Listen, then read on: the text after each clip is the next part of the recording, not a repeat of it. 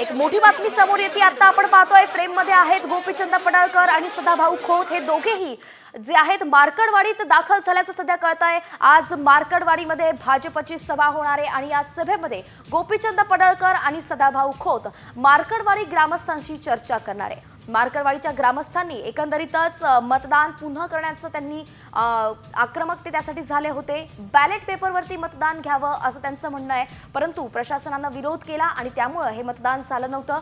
त्यानंतर आता इथल्या ग्रामस्थांशी चर्चा करण्यासाठी गोपीचंद पडळकर आणि सदाभाऊ खोत मार्कडवाडीत दाखल झाल्याचं कळतंय।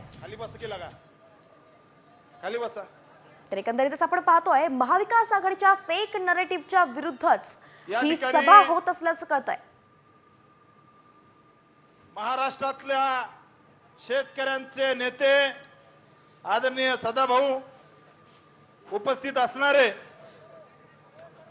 हो वाघमोडे ताई बसा ना खाली, एक मिनिट बसा बसा, तुम्ही बसा आता मध्ये मध्ये अमोल बाप्पा बसा जागेवर, बाळासाहेब सरकर बसा खाली बसा, काय मांडी घालून कार्यकर्ते आपण बसा।